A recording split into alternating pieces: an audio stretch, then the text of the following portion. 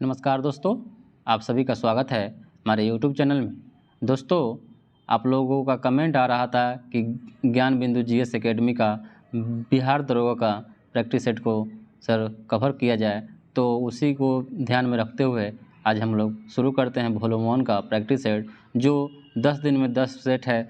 10 दिन में 10 सेट ख़त्म कर दिया जाएगा, तो फिर वॉल्यूम 2 देखा जाएगा। तो चलिए शुरू करते हैं आज के पहले प्रश्न से। जो पहला प्रश्न आप लोग के सामने है, पहला प्रश्न बोल रहा है कि संविधान की तीसरी अनुसूची में निम्नलिखित में से किस अधिकारी के शपथ लेने का वर्णन नहीं है। तो आप जानते हैं कि संविधान में जो 12 अनुसूची है, कितना अनुसूची है, 12 अनुसूची है। अनुसूची 3 में शपथ से संबंधित वर्णन है, तो इसमें राज्यपाल का जो शपथ का वर्णन है वह नहीं है। चलिए अगला प्रश्न है कि सिंधु घाटी सभ्यता के किस स्थल से सिंधु लिपि के 10 बड़े चिन्हों से निर्मित शिलालेख की प्राप्ति हुई है। सिंधु घाटी सभ्यता के किस स्थल से सिंधु लिपि के 10 बड़े चिन्हों के निर्मित शिलालेख की प्राप्ति हुई है। तो ये आपका धौलावीरा से प्राप्त हुई है, जो आपके गुजरात राज्य में स्थित है। कहाँ है? गुजरात राज्य में स्थित है। अगला प्रश्न है कि मिथन नामक त्यौहार भारत के किस जनजाति का प्रमुख त्यौहार है। तो जो मिथन नामक जो त्यौहार है यह नागा जनजाति का प्रमुख त्यौहार है। किस जनजाति का? नागा जनजाति का। अगला प्रश्न आपके सामने है कि निम्नलिखित में से कौन सा एक युग्म सुमेलित है, यानी सही है।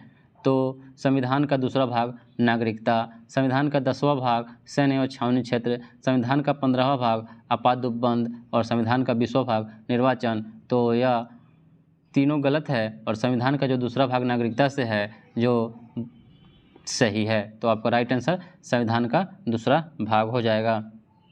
अगला प्रश्न है कि दीवान ए मुस्तखराज नामक नए विभाग की स्थापना किस सुल्तान के द्वारा किया गया था। तो यह दीवान ए मुस्तखराज अलाउद्दीन खिलजी के द्वारा शुरू किया गया था। किसके द्वारा? अलाउद्दीन खिलजी के द्वारा। अगला देख लेते हैं प्रश्न कि जनगणना 2011 के अनुसार निम्नलिखित में से कौन सा कथन सही है। तो पहला ऑप्शन बोल रहा है कि सर्वाधिक लिंगानुपात वाला राज्य केरल है। सर्वाधिक लिंगानुपात वाला राज्य केरल है, जबकि सर्वाधिक कम लिंगानुपात वाला राज्य हरियाणा है। सही है। 6 वर्ष से कम शिशु आयु वर्ग के सर्वाधिक लिंगानुपात केरल में दर्ज की गई, जबकि सबसे कम हरियाणा राज्य में दर्ज की गई।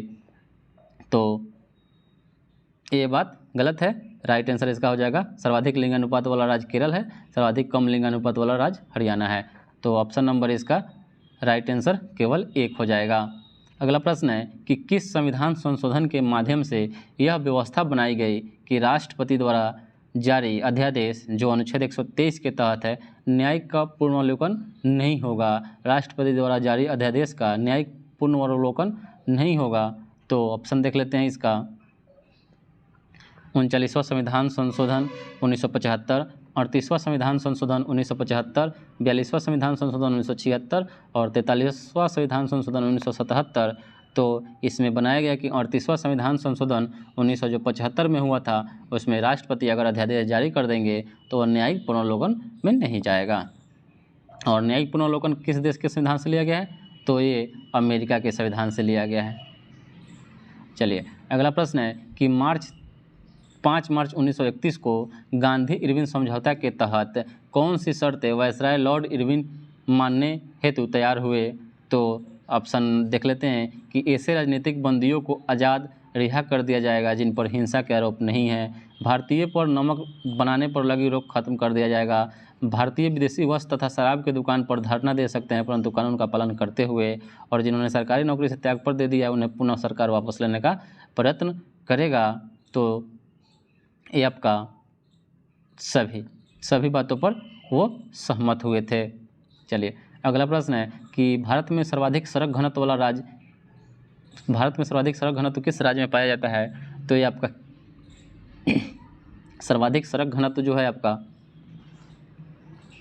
दिल्ली में है। कहाँ है? दिल्ली में। लेकिन वर्तमान में भारत में सर्वाधिक सड़क घनत्व केरला में हो गई है। कहाँ हो गई है? केरला में हो गई है। तो इसका राइट आंसर आप लोग केरला मारिएगा।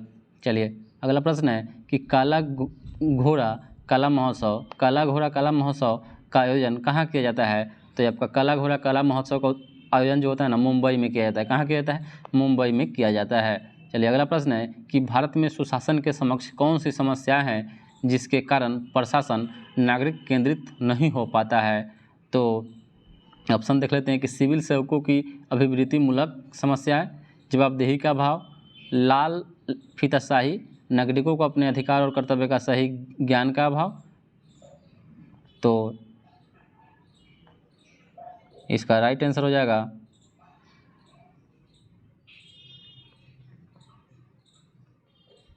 ऑप्शन नंबर डी, उपयुक्त में से सभी।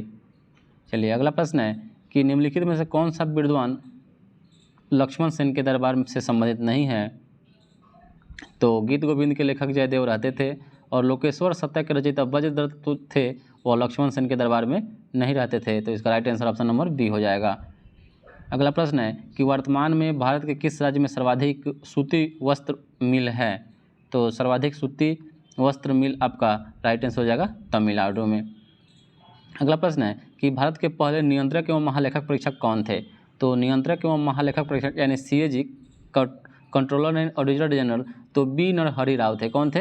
बी नरहरि राव। चलिए अगला प्रश्न है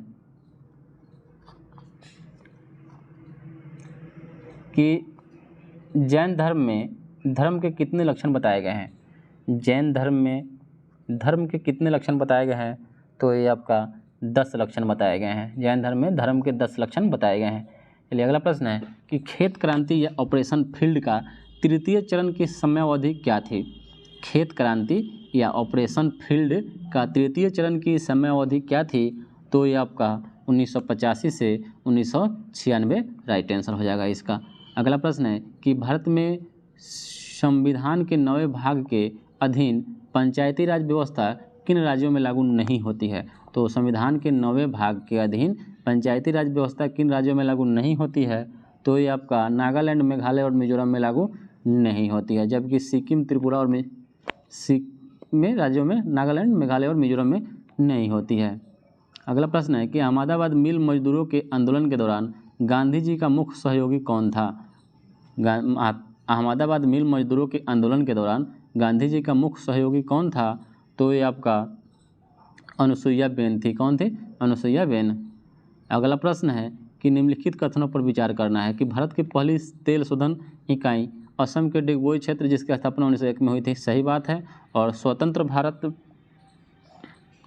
की पहली तेल शोधनशाला 1954 में मुंबई में स्थापित की गई थी, ये दोनों बात सही है। चलिए अगला प्रश्न है कि अंतर्राष्ट्रीय फिल्म महोत्सव का आयोजन प्रतिवर्ष कहाँ किया जाता है या किस राज्य में किया जाता है। तो ये आपका गोवा राज्य में किया जाता है।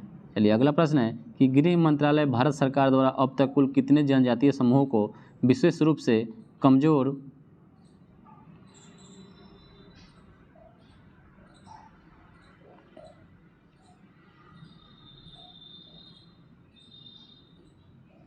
जनजातीय समूह PVTG के रूप में मान्यता दी गई है। तो ये आपका 75 जनजातीय समूहों को मान्यता दी गई है। अगला प्रश्न है निम्नलिखित में से कौन सा विकल्प सही सुमेलित नहीं है। तो एरन अभिलेख भानुगुप्त सही है, मंदसौर अभिलेख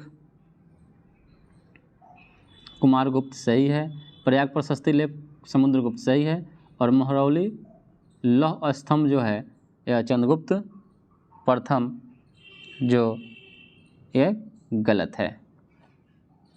चलिए तो इसका right answer option number D हो जाएगा। अगला प्रश्न है कि क्षेत्रफल तथा उत्पादन की दृष्टि से भारत की तीसरी सबसे बड़ी खाद्यान्न फसल कौन है। तो सबसे बड़ी खाद्यान्न जो फसल है क्षेत्रफल और उत्पादन की दृष्टि से भारत की तीसरी सबसे बड़ी, तो ये आपका ज्वार है। कौन है? ज्वार है। चलिए अगला प्रश्न है कि निम्नलिखित कथनों पर विचार करना है कि राष्ट्रपति शासन तथा वित्तीय आपात की घोषणा राष्ट्रपति कभी भी वापस ले सकते हैं, परंतु इसे संसद के अनुमोदन की आवश्यकता नहीं है। और राष्ट्रीय आपात की घोषणा संसद द्वारा अनुमोदन होने के बाद ही राष्ट्रपति इसे वापस ले सकते हैं। तो ये आपका दोनों बात सही है। अगला प्रश्न है कि मराठा कालीन प्रशासन में शाही खजाने की आमदनी व खर्चे की देखरेख करने वाले अधिकारी को क्या कहते थे। तो उसको पोतनीस कहते थे। क्या कहते थे? पोतनीस। मराठा कालीन प्रशासन में शाही खजाने की आमदनी व खर्चे की देखरेख करने वाले अधिकारी को पोतनीस कहते थे। क्या कहते थे? पोतनीस। अगला प्रश्न है कि भारत के निम्नलिखित नगरों में कहाँ पर सर्वाधिक मानसूनी वर्षा होती है। तो सर्वाधिक मानसूनी वर्षा जो आपका अकॉर्डिंग टू ऑप्शन कोलकाता में होती है। चलिए अगला प्रश्न है कि अनुच्छेद 252 के तहत अगर संसद राज्य सूची के विषय पर कानून बनाता है तो ऐसे कानून संघ के सभी राज्यों पर लागू होगा। राज्य विधानमंडल द्वारा संशोधन तो की जा सकती है परंतु समाप्त नहीं की जा सकती है, केवल उन्हीं राज्यों पर लागू होगा जिनके लिए संसद ने कानून बनाया है। इनमें से सभी, तो ये आपका राइट आंसर हो जाएगा इसका ऑप्शन नंबर सी, केवल उन्हीं राज्यों पर लागू होगा जिनके लिए संसद ने कानून बनाया है। अगला प्रश्न है कि अलूरी सीताराम राजू का नाम निम्नलिखित में से किस संदर्भ में आता है? तो अलूरू सीताराम राजू का नाम जो है या रंपा विद्रोह के संदर्भ में इनका नाम लिया जाता है। चलिए अगला प्रश्न है कि प्रशांत महासागर को अटलांटिक महासागर से जोड़ने वाली जो जल संधि है उसका नाम क्या है? तो उसका नाम है पनामा जल संधि। पनामा नहर प्रशांत महासागर को अटलांटिक महासागर से जोड़ने वाली जल संधि पनामा नहर है। चलिए अगला प्रश्न है कि नक्षत्रों की कुल संख्या कितनी है? तो नक्षत्रों की कुल जो संख्या है वह 27 होती है। नक्षत्रों की कुल संख्या 27 होती है। चलिए अगला प्रश्न है कि निम्नलिखित कथनों पर विचार करना है कि राज्य का राज्यपाल राष्ट्रपति के पूर्वानुमति से हिंदी या अन्य राजकीय भाषा को उच्च न्यायालय की कार्रवाई की भाषा का दर्जा दे सकता है। और दूसरा है कि शासकीय प्रयोजनों हेतु राज्य का विधानमंडल केवल 8वीं अनुसूची के किसी एक भाषा का इस्तेमाल कर सकता है। तो ये आपका ऑप्शन नंबर पहला जो है, राज्य का राज्यपाल राष्ट्रपति के पूर्वानुमति से हिंदी या अन्य राजकीय भाषा को उच्च न्यायालय की कार्रवाई की भाषा का दर्जा दे सकता है। चलिए अगला प्रश्न है कि शल्य चिकित्सा का पितामह किसे कहा जाता है? तो शल्य चिकित्सा का पितामह जो है आपको सुश्रुत को कहा जाता है। सुश्रुत को कहा जाता है।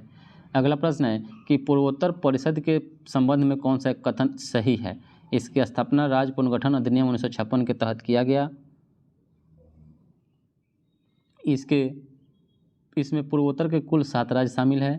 इस परिषद के अध्यक्ष की नियुक्ति केंद्रीय गृह मंत्रालय के द्वारा किया जाता है और पूर्वोत्तर परिषद जो है ना क्षेत्रीय परिषद के समान ही कार्य करती है। तो यही बात एक सही है, बाद बाकी सब गलत है। अगला प्रश्न है कि किस मुगल बादशाह के शासनकाल में सूरजमल के नेतृत्व में जाटों ने एक स्वतंत्र राज्य भरतपुर की स्थापना की थी? तो औरंगजेब के शासनकाल के समय सूरजमल के नेतृत्व में जाटों ने एक स्वतंत्र राज्य भरतपुर की स्थापना की थी। चलिए अगला प्रश्न है कि सुमेलित सही नहीं है, कौन सा विकल्प सही है? अम्रवर्षा केरल, फूलों वाली बौछार कर्नाटक, काल बैसाखी पश्चिम बंगाल, लू बिहार। तो लू बिहार में चलता है और फूल वाली जो बौछार है कर्नाटक, यह गलत है। अम्रवर्षा केरल में, काल बैसाखी पश्चिम बंगाल, लू बिहार उत्तर प्रदेश। चलिए अगला प्रश्न है कि कौन सा वायुमंडलीय परत रेडियो तरंग को पृथ्वी पर परिवर्तित करके संचार व्यवस्था को संभव बनाता है? तो ये आपका आयन मंडल है। कौन है? आयन मंडल। अगला प्रश्न है कि संविधान के किस अनुच्छेद के तहत संघ राज्य क्षेत्र के प्रशासक यानी उपराज्यपाल अध्यादेश जारी कर सकते हैं? तो ये आपका अनुच्छेद 239 के ख के तहत संविधान के अनुच्छेद 239 के ख के तहत संघ राज्य क्षेत्र के प्रशासक अध्यादेश जारी कर सकते हैं।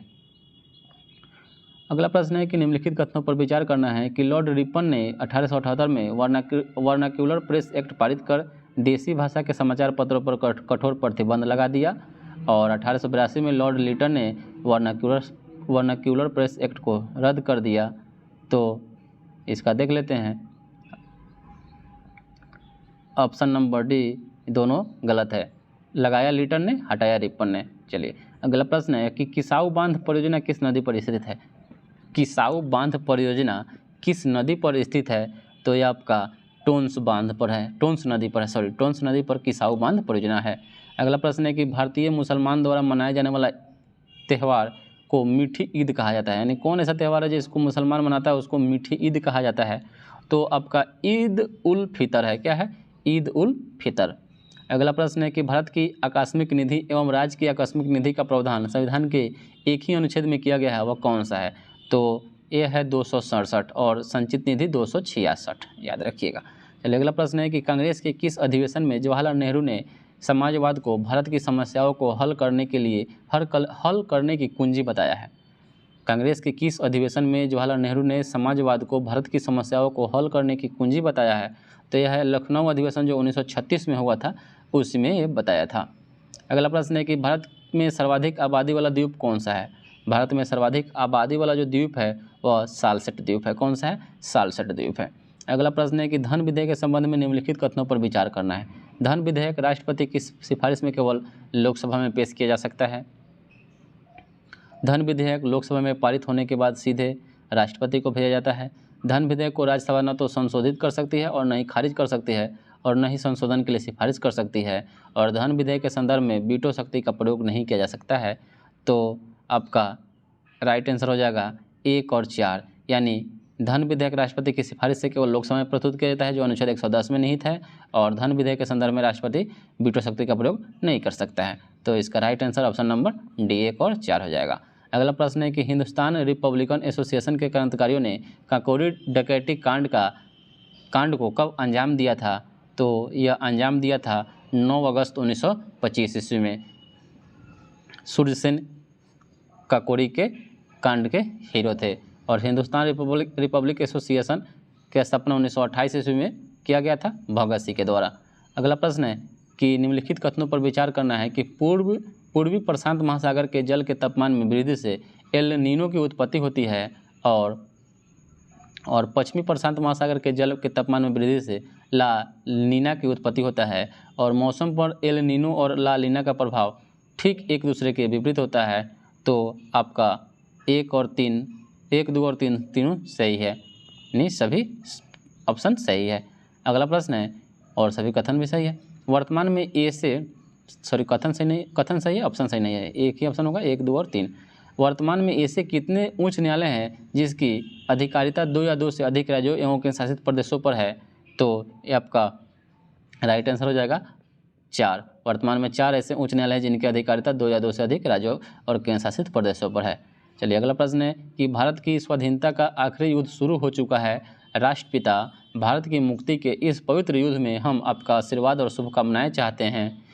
उपयुक्त उद्घोषणा 6 जुलाई 1944 को किसके द्वारा प्रस्तुत किया गया था या किसके द्वारा बोला गया था? तो यह बोला गया था सुभाष चंद्र बोस के द्वारा। भारत की स्वाधीनता का आखिरी युद्ध शुरू हो चुका है। राष्ट्रपिता भारत की मुक्ति के इस पवित्र युद्ध में हम आपका आशीर्वाद और शुभकामनाएं चाहते हैं। 6 जुलाई 1944 को सुभाष चंद्र बोस के द्वारा यह उक्ति कहा गया था। अगला प्रश्न है कि निम्नलिखित में से कौन सा बादल अत्यधिक तीव्र वर्षा के लिए उत्तरदायी होता है? तो तीव्र वर्षा के लिए उत्तरदायी जो बादल होता है ना, उस बादल को वर्षा स्तरीय कहते हैं, वर्षा स्तरीय बादल कहते हैं। अगला प्रश्न है कि निम्नलिखित में से कौन सी सूची सुमेलित नहीं है? तो राग भैरवी भोरवा में यानी प्रातः काल गाया जाता है, सही है। राग मल्हार वर्षा ऋतु में गाया जाता है, और भाग भोपाली रात्रि के प्रथम पहर में, लेकिन राग हिंडोल जो है शीत ऋतु में नहीं गाया जाता है, तो यहीं सम्मिलित नहीं है। अगला प्रश्न है कि निम्नलिखित में कौन सा अंग माता और गर्भ के बीच संपर्क अंग का कार्य करता है? अंग माता और गर्भ के बीच संपर्क का कार्य करता है, तो यह आपका कार्य करता है नाभि रज्जु। अगला प्रश्न देख लेते हैं, निम्न में कौन सा कथन सही नहीं है? एसिटिक अम्ल का रासायनिक नाम एथाइल एसीटेट है। 6 से 8% अणु एसिटिक अम्ल को सिरका कहते हैं। HCl अम्ल की तुलना में एसिटिक अम्ल एक दुर्बल अम्ल है, और ठंडा किए जाने पर शुद्ध एसिटिक अम्ल जमकर बर्फ जैसा ठोस क्रिस्टल में बदल जाता है, जिसे ग्लेशियल एसिटिक अम्ल कहते हैं। तो ये आपका ऑप्शन नंबर ए जो है, एसिटिक अम्ल का रासायनिक नाम एथिल एसीटेट होता है, तो ये सही है।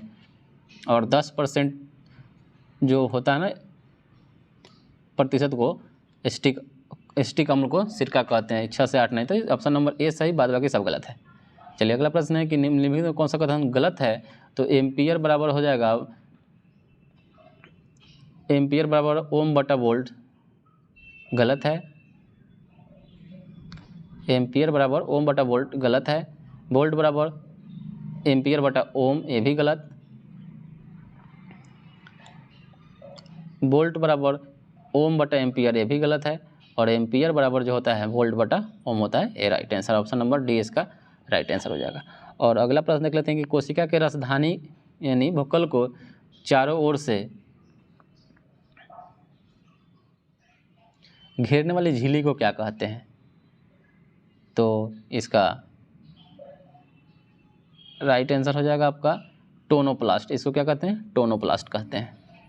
अगला प्रश्न है कि मानव शरीर का पीएच मान कितने बीच में रहता है? तो ये आपका रहता है 7 से 7.8 के बीच में। अगला प्रश्न है कि दो वस्तुओं के बीच लगने वाला गुरुत्वाकर्षण बल कितना हो जाएगा यदि दोनों वस्तुओं का द्रव्यमान 2 गुना कर दिया जाएगा? तो ये आपका 4 गुना हो जाएगा, ठीक है। G = A बराबर होता है G m1 m2 by r²। तो यहाँ गुरुत्वाकर्षण बल को कितना हो जाएगा, दोनों वस्तुओं के द्रव्यमान को करेंगे 2 गुना तो 4 गुना हो जाएगा। निम्नलिखित कथन पर विचार करना है कि अमाशय में भोजन का आंशिक पचन होने पर भोजन गाढ़े लेई की तरह हो जाता है, जिसे चाइल कहते हैं, और छोटी आंत में भोजन का पूर्ण पचन होने पर भोजन घुलनशील तरल में परिवर्तित हो जाता है, जिसे काइम कहते हैं, और छोटी आंत में पचे हुए भोजन का अवशोषण इलियम के विलाई द्वारा होता है। तो आपका केवल 3 यानी छोटी आंत में पचे हुए भोजन का अवशोषण इलियम के विलाई द्वारा होता है। यह ऑप्शन नंबर 3 इसका राइट आंसर है। अगला प्रश्न है कि निम्नलिखित में से कौन रासायनिक परिवर्तन के उदाहरण है। तो रासायनिक परिवर्तन का जो उदाहरण है कोयले का जलना, यह आपका रासायनिक परिवर्तन का उदाहरण है। कोयले का जलना आपका रासायनिक परिवर्तन का उदाहरण है।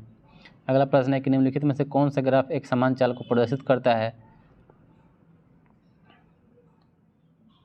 तो एक समान चाल को तो प्रदर्शित ऑप्शन नंबर आपका बी सही है हो जाएगा। ऑप्शन नंबर बी जो कर रहा है वह एक समान चाल को प्रदर्शित कर रहा है, तो option number B right answer हो जाएगा।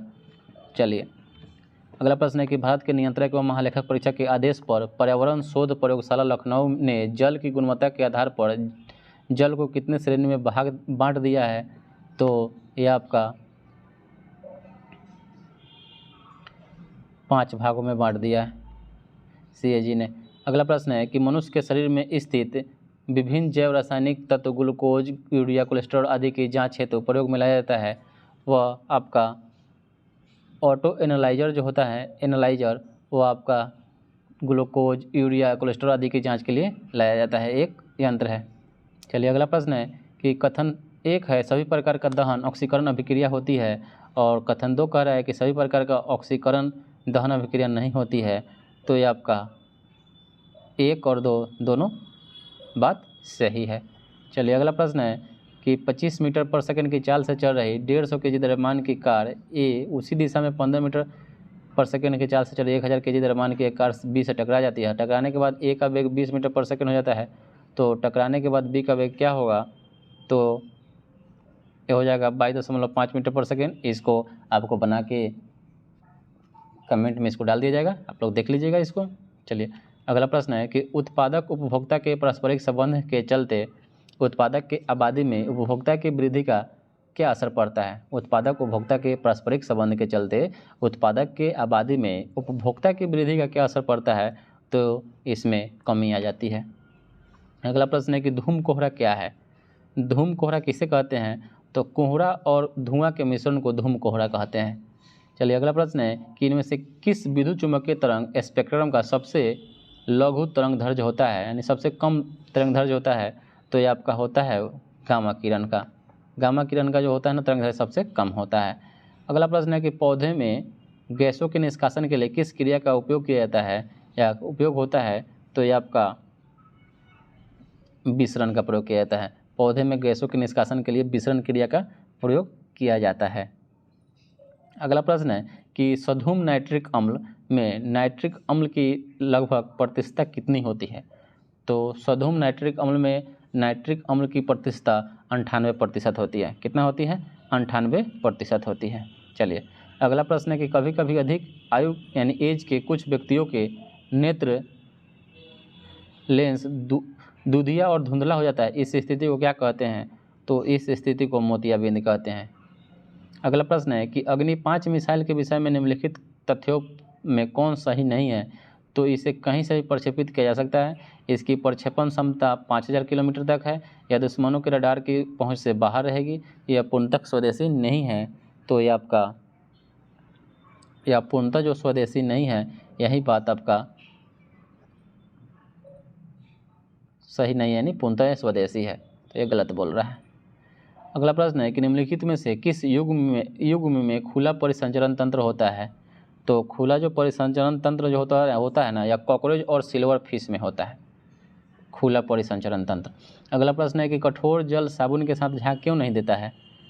तो यह आपका कठोर जल जो होता है ना, कैल्शियम और मैग्नीशियम उसमें आयन होते हैं जो साबुन के साथ अवक्षेप नहीं बनाते हैं, इसलिए वो झाग नहीं देता है। अगला प्रश्न है कि घरेलू विद्युत उपकरण श्रेणी क्रम में न जोड़ने के कारण क्या है। तो जो घरेलू उपकरण श्रेणी क्रम में न जोड़ा जाता है, इसका कारण है कि स्विच बंद करने पर भी सभी उपकरण बंद हो जाएगा, इसी कारण इसको श्रेणी क्रम में न जोड़कर समानांतर क्रम में जोड़ा जाता है। अगला प्रश्न है कि कथन 1 जो है डीएनए को आनुवंशिक इकाई कहा जाता है और कथन 2 है जीन को आनुवंशिक पदार्थ कहा जाता है। तो ये आपका कथन 1 और 2 दोनों गलत है। अगला प्रश्न है कि कौन सा निम्नलिखित में से कौन तत्वों के आयनन विभव को सही क्रम में दर्शाता है। तो आयनन विभव को सही क्रम में दर्शा रहा है जो ऑप्शन नंबर ए है, लिथियम बेरियम बेरिलियम कार्बन और नाइट्रोजन, ये आपका सही है। अगला प्रश्न है कि एक विद्युत हीटर पर उसकी शक्ति 15,000 वाट अंकित है, तो इस हीटर का 10 घंटा उपयोग करने पर कितने यूनिट विद्युत ऊर्जा खपत होगी। तो इसका जो हो जाएगा 15 यूनिट, भाग दे देंगे 10। निम्नलिखित में से किस जीव में मुख्य रूप से विषाणु जनन द्वारा अलैंगिक जनन होता है, यानी विषाणु जनन द्वारा अलैंगिक जनन होता है। तो अलैंगिक जनन जो होता है कवक के द्वारा होता है। अगला प्रश्न है कि इक्वेनिल का उपयोग होता है, इक्वेनिल का उपयोग कहाँ होता है। तो इक्वेनिल का जो उपयोग होता है वो आपका अवसाद को मिटाने के लिए किया जाता है। अगला प्रश्न है कि 30 न्यूटन का जो बल है 6 केजी द्रव्यमान की वस्तु पर 2 सेकंड तक कार्य करता है, तो उसका त्वरण क्या होगा। तो उसका त्वरण हो जाएगा 5 मीटर पर सेकेंड स्क्वायर, 5 मीटर पर सेकेंड स्क्वायर। चलिए अगला प्रश्न है निम्नलिखित में से किस कृत्रिम स्वीटनिंग एजेंट में सर्वाधिक मिठास होती है। यानी स्वीटनिंग एजेंट है जिसमें वो मानव के द्वारा बनाया गया उसमें सर्वाधिक मिठास होती है, तो ये आपका एलिटेम में होती है। एलिटेम एक स्वीटनिंग एजेंट है जिसमें सर्वाधिक मिठास होती है। सैकरीन, अस्पार्टम, सुक्रालोज सभी से ज़्यादा एलिटेम में मिठास होती है। अगला प्रश्न है कि वर्तमान में अंतर्राष्ट्रीय हॉकी संघ के अध्यक्ष कौन है, हॉकी महासंघ के अध्यक्ष कौन है। तो ये आपका सैफ अहमद है। कौन है, सैफ अहमद। अगला प्रश्न है कि मैग्नीज के उत्पादन में किस राज्य का प्रथम स्थान है। तो मैग्नीज के उत्पादन में अभी मध्य प्रदेश राज्य का स्थान प्रथम है। अगला प्रश्न है कि किस राज्य के जलगांव केला को जीआई टैग दिया गया है। तो जलगांव केला जो है आपका महाराष्ट्र का है, उसको जीआई टैग दिया गया है। जियोग्राफिकल इंडेक्स जो होता है वहीं इस जलगांव केला को दिया गया है, वो महाराष्ट्र का केला है। अगला प्रश्न है कि किस पूर्व भारतीय क्रिकेटर को नेपाल क्रिकेट टीम के मुख्य कोच नियुक्त किया गया है। नेपाल क्रिकेट टीम का मुख्य कोच नियुक्त किया गया है, तो ये आपका किया गया है मनोज प्रभाकर को। मनोज प्रभाकर को नेपाल क्रिकेट टीम का मुख्य कोच नियुक्त किया गया है। अगला प्रश्न है कि भारत जो है किस देश के वैज्ञानिकों ने दुनिया का पहला कृत्रिम भ्रूण तैयार किया है। तो कृत्रिम भ्रूण जो तैयार करने वाला जो वैज्ञानिक है वह किस देश का है। तो ये आपका इजराइल देश का जो वैज्ञानिक है कृत्रिम भ्रूण तैयार कर लिया है। अगला प्रश्न है कि मिस इंडिया यूएसए 2022 का खिताब कौन जीता है। तो ये आपका आर्या वालपेकर के द्वारा मिस इंडिया यूएसए 2022 का खिताब जीता गया है। अगला प्रश्न है कि किस देश ने अपना पहला चंद्रमा मिशन दानोरी को लॉन्च किया है। तो पहला चंद्रमा मिशन दानोरी को लॉन्च करने वाला कौन देश है। तो उस देश का नाम है दक्षिण कोरिया। कौन है, दक्षिण कोरिया। अगला प्रश्न है कि भारत ने किस देश को हराकर सैफ अंडर-20 फुटबॉल चैंपियनशिप जीता है। तो यह जीता है बांग्लादेश को हराकर। किसको, बांग्लादेश को हराकर सैफ अंडर-20 फुटबॉल चैंपियनशिप जीता है। चलिए अगला प्रश्न है कि किस राज्य के द्वारा गाय गोद लेने के लिए पुण्यकोटि दत्तू योजना को शुरू किया गया है। तो पुण्यकोटि दत्तू योजना गाय को गोद लेने के लिए कर्नाटक राज्य के द्वारा लॉन्च किया गया है, पुण्यकोटि दत्तू योजना। अगला प्रश्न है कि विल पावर पुस्तक के लेखक कौन है। विल पावर पुस्तक के लेखक कौन है। तो यह है सोजर्ड मार्टिन। कौन है, सोजर्ड मार्टिन के द्वारा विल पावर इच्छा शक्ति सोजर्ड मार्टिन के द्वारा लिखी गई एक पुस्तक है। अगला प्रश्न है कि हाल ही में महिला हॉकी एशिया कप टूर्नामेंट 2022 में भारत ने किस देश को हराकर कांस्य पदक जीता है। महिला हॉकी एशिया कप टूर्नामेंट 2022 में भारत ने किस देश को हराकर कांस्य पदक जीता है। तो ये आपका जीता है चीन को हराकर। अगला प्रश्न है कि 24वां शीतकालीन ओलंपिक 2022 में भारत की ओर से भाग लेने वाली एकमात्र खिलाड़ी। तो 24वां शीतकालीन ओलंपिक 2022 में भारत की ओर से भाग लेने वाली एकमात्र खिलाड़ी का नाम है मोहम्मद आरिफ खान। क्या है, मोहम्मद आरिफ खान। अगला प्रश्न है कि 67वां फिल्म फेयर पुरस्कार 2022 में सर्वश्रेष्ठ अभिनेता का पुरस्कार किसे मिला?